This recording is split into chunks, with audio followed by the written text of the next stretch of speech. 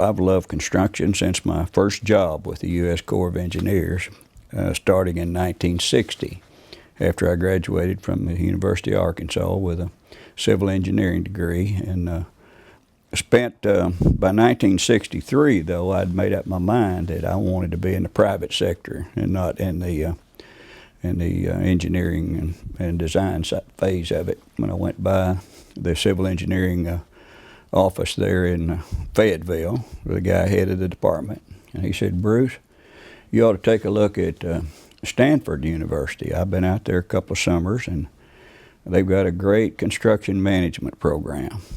I applied for a fellowship, and I didn't get it the first year. I was a little late in getting it applied for, and so renewed it. And one day Anita called me and said, "Hey, guess what?" So Anita and me already had 2 little boys, and we hooked on to a U-Haul trailer, and we headed for California. And I'll never forget, one of them told us as students, he said, "Guys, now when you drive by a project that you've had anything to do with, you just tell your kids and your grandkids that you built that dam or you built that bridge, and that's acceptable." So I hadn't done too much of it, but I've done a little bit of it. And so I came back and I went to work for a highway contractor out of Pine Bluff, Arkansas, called Bituminous Incorporated. And the guy who was the lead VP, I guess, and who I dealt with was the famous Bob Hardy. And I know a number of people in this audience will know who Bob Hardy was. And so, but after being there a couple of years, or 5 years total in that private sector, I'd really made up my mind I wanted to start something of my own. And so I dreamed up this Improved Construction Methods, Inc.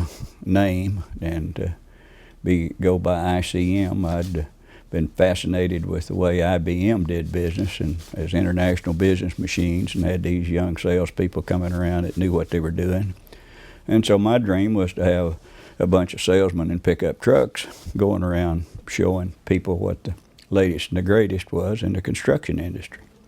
The very first product we had was, we had found a guy who had a patent on, or had applied for a patent on some manhole forms made out of ABS plastic.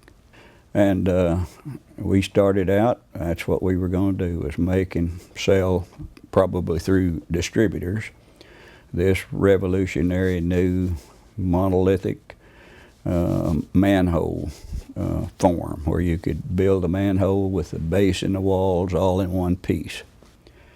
The idea came, well, why don't we, I went to a trade show in Minneapolis, and there were people there that made the sewer plugs, and then, of course, some guys I knew real well had the AGL pipe lasers.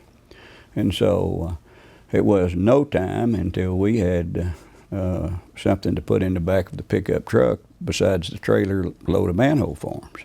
Now having, been in business for 46 years and having built a pretty nice regional business of guys in pickup trucks, and basically in Arkansas, Texas, Oklahoma, Tennessee, Alabama, Mississippi, and the surrounding states, we've just built a pretty nice business of calling on contractors and municipalities. The thing that is really stands out for me is these manhole forms that you can see pictures of, some of it here on the wall behind me, of the manholes that we built 40 some years ago.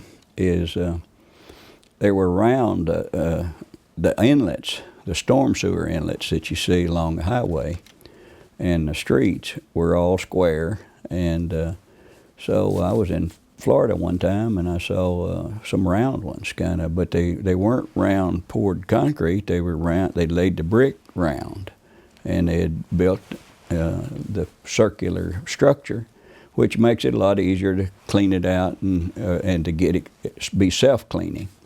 And so it took me a little while to get the guy who was the head of public works in the city of Little Rock and a consulting engineer or two to let me pour some inlets, round inlets.